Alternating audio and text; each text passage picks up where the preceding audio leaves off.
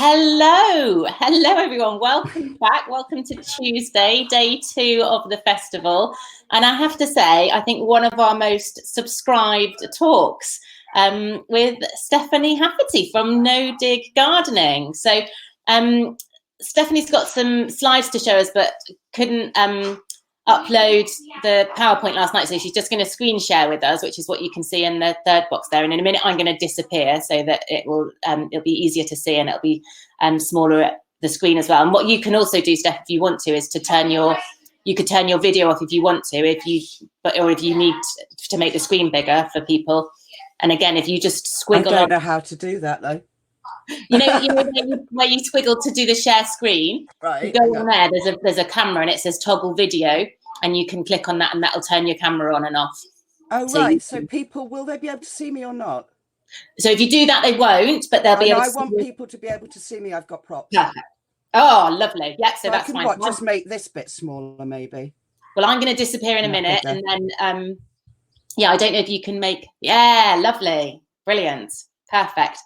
So there's already loads of chat, and I'm going to keep an eye on the chat for Stephanie. And if you've got specific questions for Steph, just pop them in the ask a question box at the bottom of your screen so that they don't get lost in all this wonderful chat that's going on. And yeah, absolutely, really looking forward to this. And I'm so excited to see everyone else so excited about it. So I'm going to shut up and disappear, but I'm around and I'll come back on at the end to go through any questions and things. But yeah, over to you, Steph. Okay, thank you. Okay, so hopefully this is working. So hello, yeah, I am a no dig gardener. I've been gardening myself since my late teens, and growing quite a lot of vegetables since my mid-20s. So that's quite a long time, getting on for 30 years, and not quite. And I've been a no dig gardener for 11 or 12 years. And the main reason I'm into gardening is to grow food. I'm a specific edible gardener. If you can eat it or make alcohol from it or make potions from it, then that's the kind of thing I'm interested in. I don't know much about ornamental herbaceous kind of gardening. So if I'm into food, that's my main motivation for growing.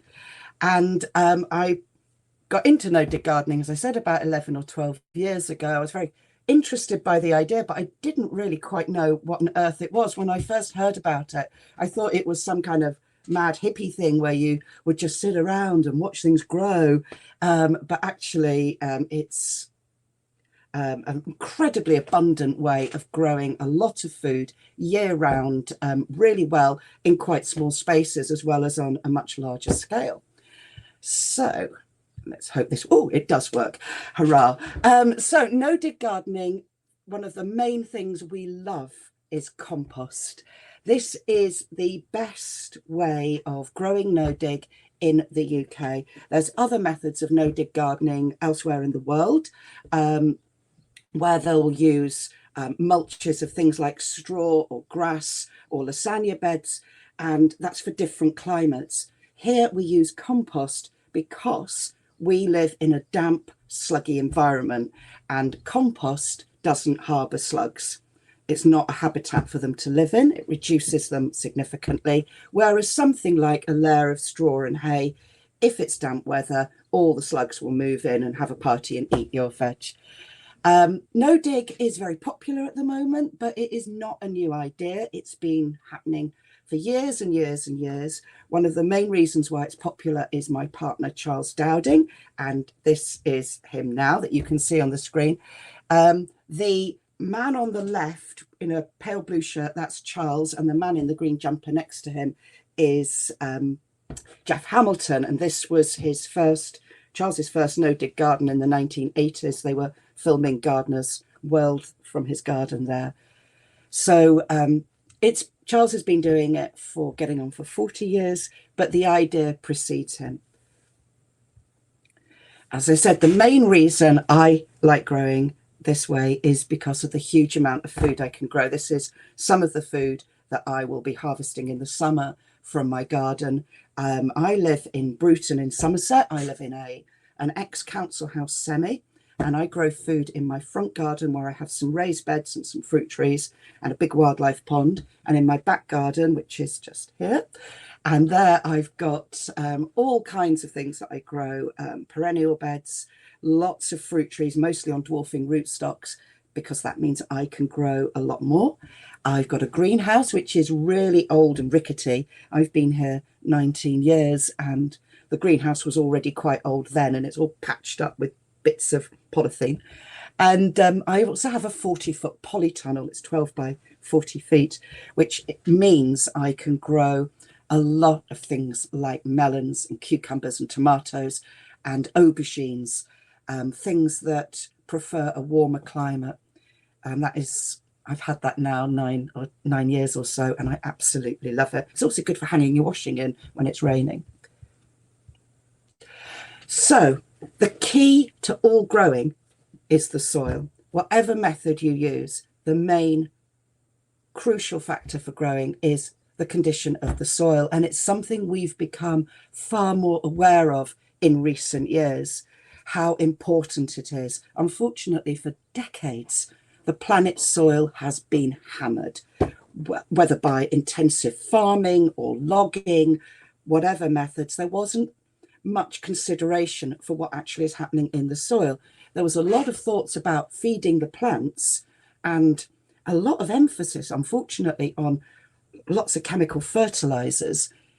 But the actual key to growing good vegetables is your soil. If you've got healthy soil, everything else follows on from there. And this is where no-dig gardening really comes into its own, because this method helps to ensure really healthy soil. Oops, don't want that. Hang on, I'll get back to us. That's me clicking on the wrong thing. So we use composted mulches. Now it can be composted anything. So it could be composted horse manure from a local stables, composted wood chip, garden compost, green waste from the recycling, composted cow manure. As long as it's composted, that's compost. And it's a natural product. And some of the benefits of compost are it feeds the soil, and that feeds the plants, and it feeds the soil life. So this is looking at the aspects of the soil that, generally speaking, we can't see. You need a powerful microscope in order to observe them. But it's the soil flora and fauna, and in particular the soil fungi, which plays a crucial part in the way, in growth, in soil health, in how plants thrive. And also a composted mulch helps to protect the soil. It helps conserve moisture. It provides a habitat for wildlife. It reduces weeds, which is really handy. It reduces them. It doesn't stop them, but it does reduce them. It's a bit of a myth going around that you put compost on, it will stop all weeds. It doesn't. It's a fantastic way of recycling, and it's natural. It's very sustainable, and it can be free. You can buy it, but you can, if you make your own, it's free. This actually isn't soil mycorrhizae. It's fungi growing in one of my beds. This is one of the places that I've worked at Hauser and Wirth in Bruton. And if I see fungi growing in my beds, I am really happy, because this is a great sign that the soil is thriving. The brilliant advantages of mycorrhizal fungi have only really in the past decade started to be understood. And when I started no-dig gardening, it wasn't really something that I knew anything about. The mycorrhizal fungi is like a magical network of microscopic fungi going through the soil, and it helps to connect the plants with each other. It helps also to connect the soil organisms with the plants, and it can do wonderful things like encourage and ensure that the plants get the right amount of moisture and nutrients from the soil.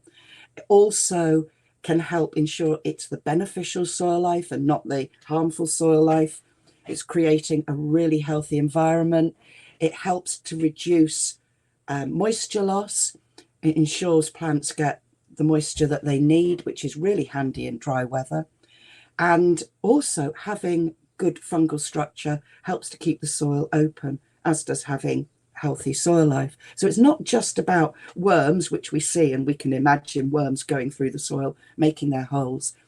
All of these microscopic soil creatures going through the soil are also opening up and making holes, which means that nutrients and moisture and air goes through the soil. Now, I garden on really heavy clay, and there's a bit of a myth that you've got to dig heavy clay in order to grow healthy crops because it will be compacted. Soil is very rarely compacted. If you go into a new build and there's been heavy machinery going over where your garden is now, that soil is very likely to be compacted, and it may need some kind of loosening up before you make a garden. Although you can do it just with a mulch, it just takes a little bit longer. But generally speaking, soil is not compacted. It takes a lot to compact it, and it's actually much more open than we think. It just, to our eyes, it just doesn't look like it. Composted mulches also provide a fantastic haven for wildlife, including toads. Like, this is a toad that likes to live in my polytunnel, and they like to hibernate in the compost mulch, which obviously makes me very glad I don't dig, because imagine if I did, poor little thing, if I was digging the soil over in the winter. Other wildlife that likes to live in the mulch include all kinds of spiders, because they're very good predators, black beetles, they are predators of slugs, and dung beetles. I've got a dung beetle, observed it this winter. She was making nests in my polytunnel. They bore a hole in the ground, make these little antechambers, lay their eggs in there with a little bit of composted dung, whatever they can find. And so they'll live under the ground for a year. Again, another advantage of no dig. If I was a digger, I would have dug that bed over this winter, and I would have destroyed the nest that my little dung beetle, she's called Doris. She doesn't know she's called Doris, that's what I called her. But I would have destroyed her nest, and I would have destroyed her offspring. And that would be a whole family of dung beetles wiped out without probably me ever knowing. So another thing is, usually if you find some kind of ugly, strange thing in your ground, there's a few exceptions, but generally some kind of ugly chrysalis, it's often something really beneficial. Don't just randomly kill things. There's a bit of a tendency of seeing some creepy crawly that's a bit yucky looking and going, it's bound to be horrible, kill it. Often these are the larvae or the chrysalis of really beneficial creatures that are important for our ecosystem, such as dung beetles, such as moths. So unless you're absolutely certain that it is one of the bad guys, such as a leather jacket, which will chew its way through your crops, err on the side of caution and just put it back. So composted mulch, fantastic for biodiversity. It can look a bit like there's, it's just mud, there's nothing growing there. And again, this is another myth where it's like, you've got to have living mulches, you've got to have green manures, or else nature will abhor a vacuum and it'll fill with weeds before you can turn your back on it. Not quite sure. The composted mulch is full of life. There's more life in a teaspoon of it than there are people on the planet. This is not a neutral area. It's incredibly rich and hugely beneficial for the environment, as well as for your tomatoes, as this is in the photo here. This is a winter cow manure photo with some cobwebs. I'm incredibly fond of spiders. They're such good gardeners' friends. I'm slightly obsessed with them. So it also helps to conserve moisture. And Charles has been doing a dig, no dig experiment every year now for 14 or 15 years in 2 different gardens. And this is one dry spring in the dig, no dig experiment where there were parsnips growing. And as you can see, this is the dug bed. And you can see the cracks that have appeared in the dug bed. And this is the no dig bed at the same time. And what happens with the experiment is the dug bed gets the same amount of mulch, but it's dug in 1 spade depth deep. and the no-dig bed gets it on the surface. So it's feeding the plants and it's conserving moisture. So no-dig beds need a lot less watering. They don't need no watering. It very much depends on the plant, the time of year, and what weather you've got. If you think about how soil is made, to get a spade's depth, it can take hundreds of years actually to get that much soil, thousands of years in some cases. And everything that's living in there has evolved to want to be in a different environment. So creatures living near the surface, they want to be in an airy, oxygenated, more light environment. And creatures spade depth down, they've evolved to want to be somewhere that's a bit more dark and less oxygenated. And when you're turning the soil over, you're taking everything that wants to be living on the surface and burying it, and everything that actually would much rather be down in the ground, thank you very much, and putting it on the surface. So you can see just by imagining that, how harmful it is to the creatures within the soil. There is absolutely no need to dig your beds, except if you've got an inherited allotment, for example, and it's got a load of rubbish in, for sure, you know, dig that out. Old bedsteads and things are not going to levitate out of the ground. So that would need digging to remove those. But generally speaking, there's no need to. No dig beds reduce weeds. And the reason this is that turning motion of digging also exposes annual weed seeds. And if you've ever observed an allotment, say, that's just been freshly dug over, it might look all lovely and dark and lush and crumbly. If it's a nice, mild, slightly damp spring, within about 2 weeks, there'll be a flush of green growth as the weeds germinate. And these are the weeds, the annual weeds in the soil that have come up. So no dig helps prevent that because you're not exposing those to the surface. Doesn't stop all weeds. Obviously, weed seeds blow on, they come in bird poo that lands on it. And also you can get perennial weeds, which can creep in from the edge. Perennial weeds like bindweed and couch, I would just remove with a trowel. And most other things I hoe. So if you hoe when you have no weeds, you'll have no weeds, is the old saying. So it's not a magic solution to no weeding, but it means an awful lot less weeding. So this very quickly is what I did with my allotment, which, as I say, was heavy clay. And obviously back in the day, I used to dig because that's what Jeff Hamilton did. And that's what my granddad did. And I was finding it very hard work and my soil was in really poor condition. So this was a kind of full on, because the soil was in such poor condition, I put extra compost on. This is what I did with my bed. This is January. I cleared anything that had finished. So it looked like that. At the very front, I did have to dig. I had to dig out some comfrey plants that had invaded. They were the wrong sort, the invasive sort. There's no way you can mulch a comfrey. You have to dig the root out. It will just grow through. And then covered that with, this is council waste compost, which isn't all that nutritious, but it is really handy as a kind of weed suppressant and a bit of a soil conditioner. And then on top of that, on each of the beds, I mulched with some composted manure from a local farmer. And that was my allotment. The guy on the allotment next to me at the time, you can see that's empty. So this is in the winter time. And he was a rotavator and he'd already rotivated it. So there's my plot. And then every year, mostly, not all years, but most years, I mulch it with about an inch or so of compost. So the first year, this was kind of extreme because the soil was in really poor condition. But from then onwards, it's about an inch or two, if you've got it, of compost. And that's it for the whole year.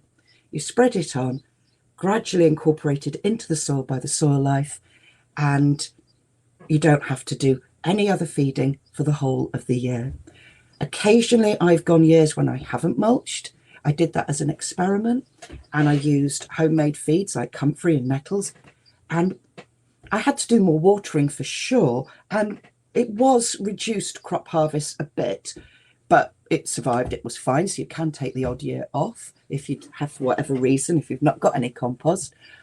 And it just saves so much time because you have one morning when you spread your compost, that is it for the whole year. This comes from a local farmer. And most of us at the allotment get the same farmer to supply compost. And it's exactly the same for diggers. No dig does not use any more compost on a regular basis than you would if you were digging. Digging in itself does not make your soil somehow miraculously fertile. You need to add some kind of nutrition to it. I also use comfrey, nettles, other plants to make plant feeds, because I grow a lot in pots, particularly at my house. A previous owner covered a lot of my garden in concrete, so I grow a lot of things in pots.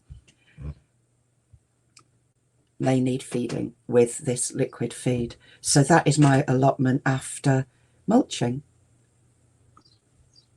Oops. And this is what we did at Charles's garden. So Charles is a market gardener, and so his is for selling. It's completely different really to what you or I might do on an allotment. This is a bigger scale, and we wanted to set it up as quickly as possible. So this is a compost intensive, but only in the first year, way of setting up an instant no dig market garden on very weedy pasture. This has been mown and everything raked up. But what is here in the photo is cooch, bindweed, creeping thistle, creeping buttercup. Things like dock leaves are dug out. You dig about 6 inches, slash with a spade, pull it out. And what we did, that's another view, we took down the fence on the left, and that was reused as part of the construction. This gives you an idea of the kind of weeds that are present there. That's the lawn at the moment. The lawn looks, in the photographs, if you see Charles's garden on Instagram and things, it might look really sterile, but actually it's totally full of all different kinds of plants. It's great. Birds come along all the time, feeding from it. So what we did, or what Charles did, mostly I helped, was put down 6 inches of compost on top of the mown weedy pasture. For paths, we used cardboard, which we got by asking around, and that was to save on compost. And a couple of layers of cardboard kills the grass, covers it over, and that sort of saves on compost in the first year, and it's killing off the weeds. 6 inches of compost itself is a light excluding mulch. So that will, for grasses and things like that, it will kill them off. The perennials are a little trickier. They will gradually weaken. It takes about a year, and you need to be vigilant with, I would normally use a hori, but my son has run off with it to do some gardening today, or a trowel, and you just slide it into the earth, wiggle, and then pull out the weed and chuck it in the compost. If you're a bit anxious about composting perennial weeds, chuck it in a bucket of water till it's rotted down, and then bung it in the compost. So you might see the wooden sides. These are temporary, except the ones at the back, which are the experimental beds. And they were just there for making like a framework. And that's the fence that we took down. And this was the first spring. So as soon as you've put 6 inches of compost on top of the grass, you can plant into it straight away. We didn't immediately, because this was done in the winter and it was a bit flipping cold, so only things like broad beans went in. But you can plant straight away. There's no need to wait. And also you can, on a smaller scale, put cardboard underneath the compost. This reduces how much compost you need, and also is another layer of weed suppressant. It rots down beautifully. If it's very dry weather, it is worth watering it first before putting your compost on the top. So this is that first year as we go through the year. And that was the following year. So you can see that the paths are now compost. We took the cardboard off. Any that hadn't rotted went in the compost heap. And the market garden was set up. So it took, I can't remember the actual number of tons of compost, but it took about £450 bought in compost plus stuff Charles has made to set up 1/4 of an acre of beds. So this was one off, remember. And with that, in the first year, he sold £16,000 worth of vegetables. Now it's about £25,000 worth of vegetables. So it was a bit more money, but actually £450 for a £16,000 return is not bad at all. So this is what it looks like last summer.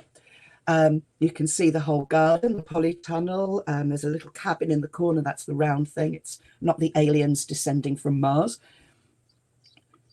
And this is the dig, no dig experiment. Doug is on the left and no dig is on the right. And I took that photo a couple of days ago there. What you have here is something that isn't very often seen. It's the wild edge at Homemakers. And this is pretty much how it was when the garden started. It's really important, if you can, to have wild edges. Something I have in my back garden. I also have it at my allotment. Between me and my neighbour John, I've planted about a foot all the way down of all different kinds of wild plants. And so we both enjoy all the bees and the butterflies and everything. It's a place for beetles to lurk as well as in the beds. And my neighbour is quite happy when things self-seed in, because he then picks them up and takes them home and puts them in his home garden. So, and in my own garden, I have all kinds of things in my wild edges, including different kinds of bug habitat, places things can hibernate. And this helps to really balance out the biodiversity. One of the key things with organic gardening for me is to encourage a richness of life. So in my back garden, the sparrows, which are a bit of a nuisance and trying to eat my beetroot, so I have to keep that covered while it's small, are also going around the garden and eating aphids for me. I grow things to bring in beneficial predators such as wasps and hoverflies and ladybirds, and they in turn help to keep a balance of insects. So this is something that we do to balance out the amount of food that we grow, also with sharing it with the environment and making it ecologically rich. So parsnips. Now, if I had £1 for every time someone has told me you have to dig for parsnips on clay soil, I would be very rich and speaking to you from my yacht. But as it is, nobody has. Parsnips and carrots do not need dug soil. They do not need a fine, crumbly texture. Whatever you do, don't dig something like sand into heavy clay unless you want concrete. Parsnips grow absolutely fine in undug heavy clay soil. This is Charles's previous garden, and there he is gazing fondly at his impressive 4-foot parsnip. Oops, I don't know why that's there. And on my heavy clay allotment, I could sow directly into the compost mulch on the surface, and they just grow down, as you can see in the photo earlier with my son holding my parsnip. So you do not need to dig for root vegetables. If you think about it, something with a big taproot like a dandelion, if you've ever tried to get one of those out, they have no problems whatsoever going straight down into your undug soil. Neither will carrots or parsnips. The only problems that can occur with using something like a composted manure with root vegetables like carrots and parsnips is if you dig it in. If you dig it in, for sure, that can cause forking. If it's spread on the surface, they grow down straight. So composting is a really key, important part of what we do. And I'm hoping the slides haven't muddled themselves up, because this isn't supposed to be here. This is one of my compost heaps in my back garden, and this is one that I've made out of old pallets. At home, apart from potting compost, I am pretty much self-sufficient in compost to mulch things with. I have composters like this. I use a lot of those Daleks, the plastic Daleks, and I've got some other composters as well, which I'll show you in a while. This is a Dalek, so that's Charles jumping up and down on top of it to get more in.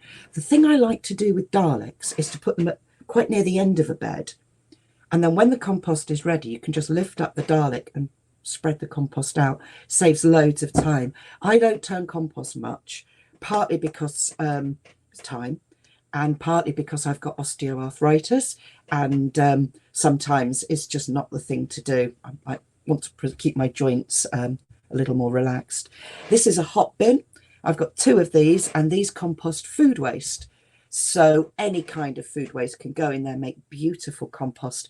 And because it's done in a way that doesn't attract vermin, you don't get rats and things. You can put whatever you like. If you are a meat eater, and you can put bones in there, you can put fish heads in. The only thing is they don't completely biodegrade. So when you spread your compost out, it looks a bit like a crime scene. But you can for sure put it in old pizza crust, bits of cheese, whatever you want. I also use bokashi bins, and they ferment food waste. And then that goes into a Dalek for finishing off, and then eventually out. And at Homemakers, this is Charles's compost bay with a roof. The roof is also acts as a water harvesting system. It goes into different water butts. So obviously this is a much bigger scale. Mine's not quite so posh as you saw. You can even dry your onions on it. So my polytunnel, I mentioned earlier, is one of the ways that I am able to grow year round. But you can grow year round without a polytunnel. You can just make your own little cloches. And it's also good for hanging washing in. So I grow vegetables all year in here. So at the moment I've got tomatoes, aubergines, peppers and things have just gone in, and the winter crops are just about all out now. But this would be, let me think, this would be late autumn, and then this is March time. So in the outside, in the polytunnel, in the allotment in my garden, I usually mulch in the winter, just because that's a convenient time. It's easy to, most of the plants are quite big, so it's easy to mulch around those. And it's a nice winter job. It gives you something to do after you've just eaten your own body weight in roast potatoes, like I like to do in the winter. But in the polytunnel, I mulch at this time of year, when the winter crops have come out and the spring crops, summer crops are going in. You can mulch at any time you want. There's no rules about it. Whenever's convenient, that's the time to mulch. And actually in my polytunnel this year, I'm going to have to mulch a bit later because April was so warm, all my plants have grown. So they're actually in a week or so earlier than I normally put them in.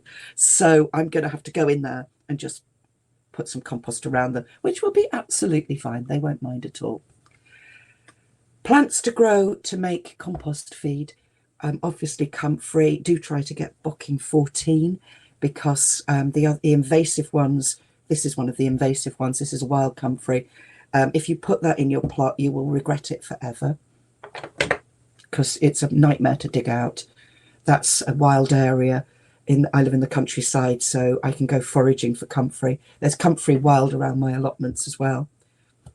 So some other time-saving ways of growing is module sowing. I've got one here that's ready to go out.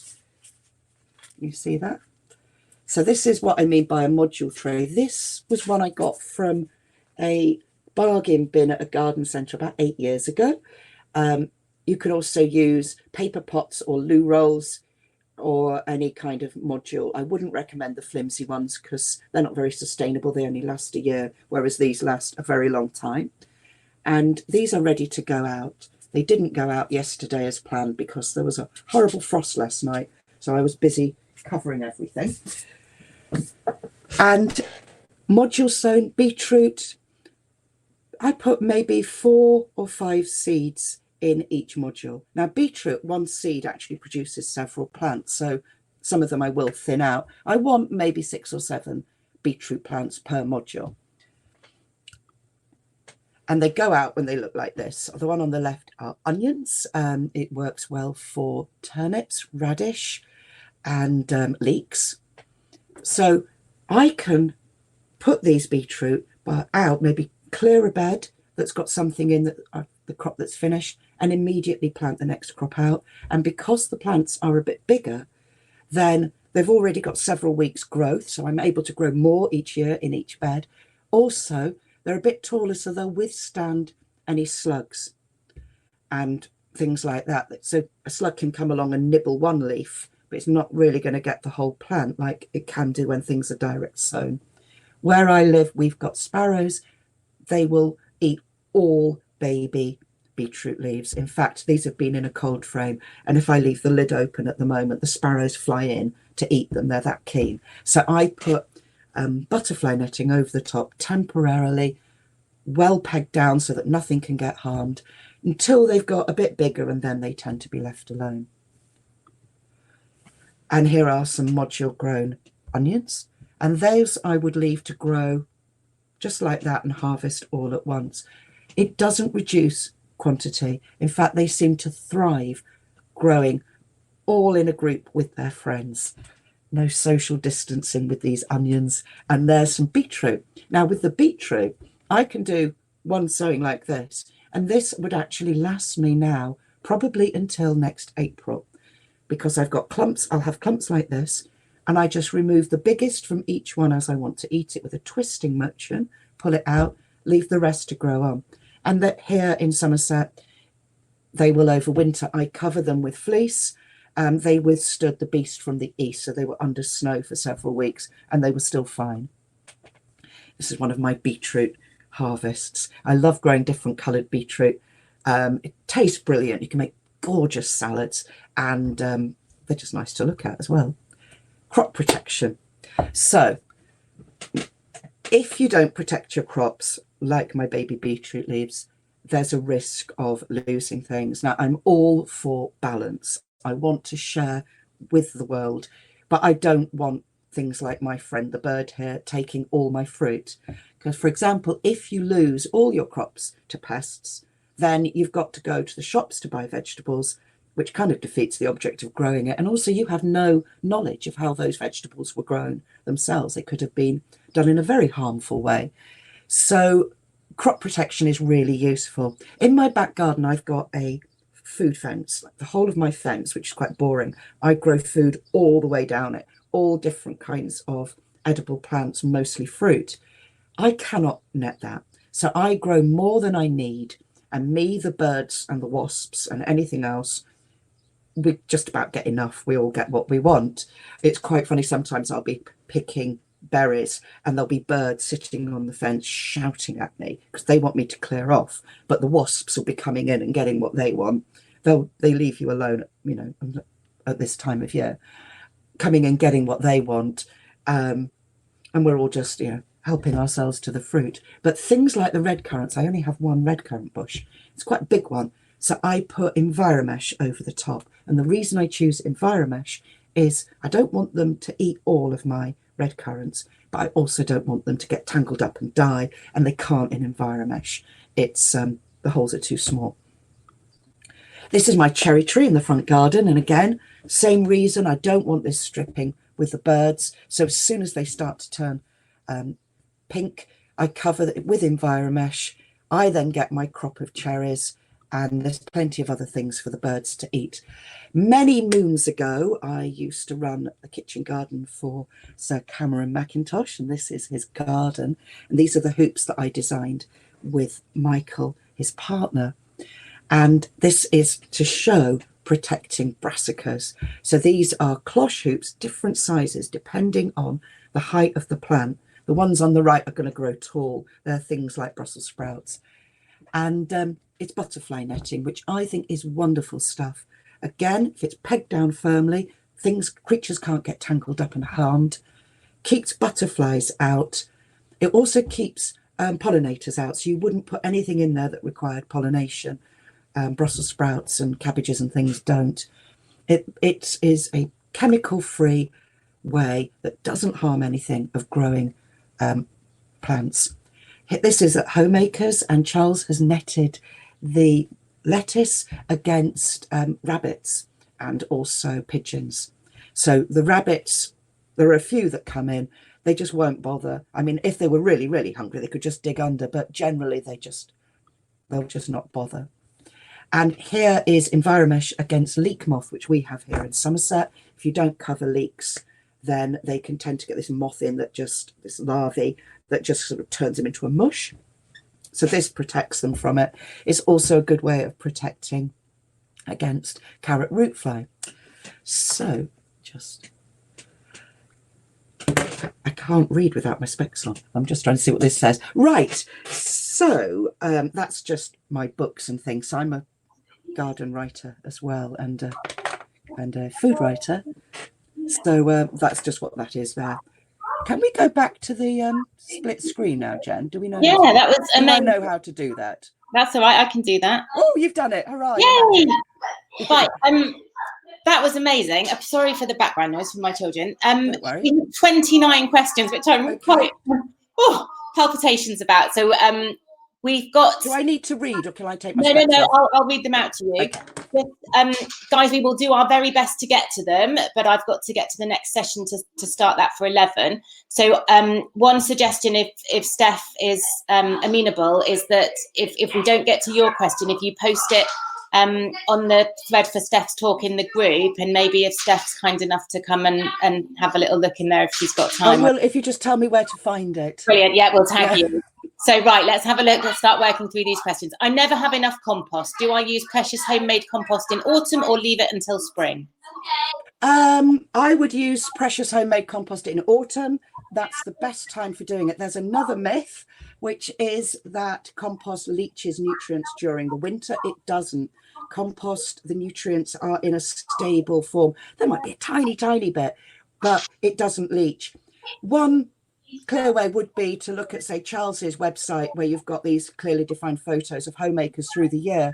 And if he puts it on in the winter, if it leached nutrients, he wouldn't be able to be growing all of that veg year round. So that's a sort of visual clue to how it doesn't happen. And the idea comes from chemical fertilizers or uncomposted manures. They leach, compost doesn't. Fabulous. Next one. These are like rapid fire. We've never pieces of plastic in the compost we got. Is there an issue with growing food with this compost? It felt concerning there was plastic and how that impacts on the food that's being grown. I think, well, the one thing is we just don't know. That will be probably from green waste compost, when people are putting their garden waste in and maybe a compost bag gets caught up. I think with something like that, you've just got to hope for the best, because we don't know for sure. It's probably pretty stable, but we literally don't know. And I would fish out any that I found because it's unsightly, and put it in the bin. But it's better to be growing than not. Nothing's perfect, unfortunately. Brilliant. Oh, brilliant. Right. Sorry. Somebody's saying there's voices, and there are voices. That's my children. Sorry. I sent mine upstairs, but I can threaten them. They're older. I've tried composting before with not much success. Do you have any tips? Previously, this has also attracted rats. Maybe this sounds like it could be a whole session on its own, but like a couple of top tips there. Make sure there's a balance of about 50-50 greens and browns. So that would be like garden waste is generally greens. Cardboard, for example, is browns. That's quite a useful source. Making sure that because if it's just all one thing all piled up, like all greens, it will just turn to sludge. Rats, depends on where you live. Where I live, I'm going to get rats even if I don't compost. They're just going to come by. So I never worry about rats in the slightest. Don't put cooked food waste in. It's crucial for reducing vermin. It is a really huge question, because there's so many variables. You'd need to know what the person had done in order to be able to say why it didn't work. But generally 50-50 browns and greens. If you want to speed it up, turn it. If you don't want to turn it, it just takes longer. Brilliant. Any tips for getting rid of aphids without using chemicals, or are they not bad for plants? My main one is, if you can, grow brassica flowers year round. So that's basically when you've put your brassicas, cabbages, in your veg bed, stick any spare plants in a wild area and let them flower. Or if you've got old brassicas that have come to the end, like I've got in my back garden, I'm leaving them to flower until I need that bed again, because brassica flowers will bring in beneficial predators. And they, such as parasitic moths, which are tiny, tiny things, you wouldn't even, not parasitic moths, parasitic wasps. They're tiny, you wouldn't even think they were a wasp. And they feast on the larvae of the aphids. They will eat your aphids. So it's getting the balance. One thing I recommend you do not do is use one of these soap sprays, which are often advised because they kill the good guys too. So for sure, use them if it's a house plant or in an area where you are certain ladybirds, hoverflies, bees are not going to be able to get to it. But soap, if it's going to kill an aphid, it's going to kill a ladybird larvae as well. So biodiversity is really the key. Yeah. Building a greenhouse where a shed was, the concrete base is broken up. How do I get rid of the abundant bindweed and its roots and all around? In concrete, regular pulling. If you keep pulling it, eventually, even though bindweed seems to have like endless life, if you just keep pulling it, it will eventually die. It's the main way because its roots go down to the center of the earth. But if a plant cannot photosynthesize, it has to give up in the end. Perseverance. Yeah, basically. I'm moving house soon and want to put some veg beds in an area that is currently covered with grass. What is the best way to start a bed? Do I remove the top layer or just lay cardboard on top? Best thing, if you can, is to leave the grass and put the cardboard on top. And apart from the fact it saves time, also you are conserving all the nutrients in the grass and the weeds. They'll die and they'll feed the soil. And also you are conserving the soil life in the top few inches. An exception would be, like at the moment, if you cannot get access to any compost and you want to start growing, for sure, if you need to remove that, you know, the soil will recover. There's no like one rule for everybody. So in that situation, if you have the compost, that is the best way. But if you have to remove the turf, I had to for my polytunnel because there was no way I could get enough mulch for a 40-foot polytunnel into my back garden up all the steps. So I did, and I stacked the turfs and they rotted down and I used them a couple of years later. And it, you know, it's fine. The soil recovered. It's not like if you dig, that's it, you're doomed. Yeah. Not at all. Okay, I'm going to reveal my complete lack of gardening knowledge here by not pronouncing this right. What about creeping potentilla or other nasty perennials? Yeah, it depends on the perennial, but with a few exceptions, such as docks, most of those, if you cut it down and mulch, for the first year, they'll pop up and you need the trowel to get them out. It's perseverance, but it really pays off for that reason. They can't photosynthesize, they die. The key thing is to check the edges. So at my allotment, I've had an invasion of cooch over the winter because I didn't check my edge. That's because it's come in from the main allotment path. So what we do generally is edging, where you go around the edge of your plot and just get anything that's trying to sneak back in. And hedges. In my back garden, all the bindweed lives in the hedge, particularly the prickly hedge. So I've got to watch it because it waits till I've come in for a cup of tea, then starts growing. Does farm-delivered manure not have lots of medical chemicals in it, wormers and antibiotics, etc.? Generally, well, mine is from George and I know the way he farms. It depends very much on the source, where you're getting it from. Generally speaking, and this is what the Soil Association's guidelines are, you can look on their website. I can't remember them off the top of my head. If it's fully composted, so it's been stacked for 18 months, say, all of that should have gone. The big problem could be aminopyralid and clopyralid. These are herbicides that frankly should be banned. If you look at my website, which I think is on the information about me, No Dig Home, and type in aminopyralid, there's a whole blog post all about it. That does not biodegrade. It does eventually insert contact with the soil. That is the big problem, but that can be a problem in green waste because it's sprayed on grasses. So it's not a problem of rotted poo. It is a problem that is broader than that. I spent a fun 2 hours with the consultant from their company once.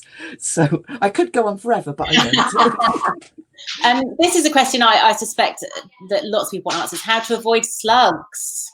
Well, yeah, lots of different ways. So composted mulch helps. The key is reduce habitat. If there's no habitat for them, they'll bog off somewhere else, such as in my back garden. They mostly live in the wild areas. I get the odd one, obviously. on a mission, but it goes back there. In my front garden, I've got wooden side raised beds, which I have to because underneath it's builder's rubble, and that's how I can grow food there. But wooden sides provide a habitat for slugs, snails, woodlice, so I get more pests. And I've also got a very well established wildlife pond there. I've got all the predators. I've got frogs and toads all over. Great for eating slugs. My slugs just grew bigger than the frogs. I kid you not. I've got photographs. So sometimes, if you can, don't have wooden sides, but there are, benefits to wooden sides in some situations, such as my front garden, such as if you've got mobility issues and you want things raised. But it's reduction of habitat. If you have weeds and things, keep it weed free. If you've got weeds, they can go and live under that. If it's a period of very damp weather, go slugging, and which is fun for all the family. What do you do with them once you've caught them? Well, I shove them in the wild areas. Oh, they're shoving in my neighbour's garden. No, they'll come back. And also it's that thing with encouraging biodiversity. So you've got, if you don't have the pests, then things don't get to eat them. Right. But it's the key thing is reduction of habitat, really. Yeah. Lots of mushrooms, toadstools and fungi in the compost. Are there any problems with that? No, it's great. It shows it's working really well. Just rejoice and be happy. Don't eat them, obviously. Awesome. But yeah, no, it's brilliant. And you can compost them down. It's a very, very good sign. A couple of questions similar. Does it matter what time of year you add the compost or the mulch? You said autumn earlier, didn't you? Whenever you like, tomorrow. It's absolutely fine. In the winter is just practically, from a practical perspective, it's helpful because there's fewer garden jobs. And at this time of year, things are growing a bit more, so it's a bit more difficult. But no, anytime you fancy it, it's good to do it. And if you've got stuff in pots, there's a question here, can you just top up the pots with just compost rather than tipping it out onto the garden at the end of the season and using fresh next year? Yeah, I do that. I grow a lot of things in pots, and that's why I make plant food for them. So I use a liquid feeds that I've made myself for those too. And I've got a wormery, so I use the worm juice, and I use the juice from the bokashi and all kinds of stuff to feed them. But I just put a little bit of compost on the surface every year, unless it's something like this year. My blueberries need to go in bigger pots, so they'll get more compost then. But my fruit trees, they just get extra. Brilliant. I'm trying to pick out the questions that I think will sort of be most useful for everybody, guys. So don't be cross if I miss yours out. And what's the easiest thing to grow if you're new to fruit and veg growing? Well, we're in May, so I think I would go for something like beans, because you can get dwarf beans and climbing beans, but you get so much from them, and now's a good time for sowing them. It's not outside, they'll die. Here, particularly here, we've had -2 here last night, so that's for sowing indoors, or leave it another week or so depending on your area. Beans are great, or absolute favorite, squashes, because you can also, if you've got an area where you want to grow things but you haven't got any compost and things and you're just busy, you can cover that with some opened out old compost bags, some kind of polythene, cut a hole in it, start your squashes off in a pot, so you've got a little plant. It's always better to put a plant out if you can. It's my impression of a plant. And put that in, make a hole, plant your little plant, water it in. Your squashes will then grow over the polythene, hiding it, so everyone will think, oh, what a lovely garden you've got there. You get lovely squashes in the autumn, which you can put around your house, because I store mine on the shelves in my front room. Then you look really country living and stylish. And it's food, so it just ticks all boxes. So right, beans or squashes are good. Going to have to be the last question. What form of composting would you recommend if you only have a small garden and no room for multiple piles? If you can afford it, I would go for a hot bin. I have bought both of mine, I'd like to say. I'm not sponsored by them in the slightest.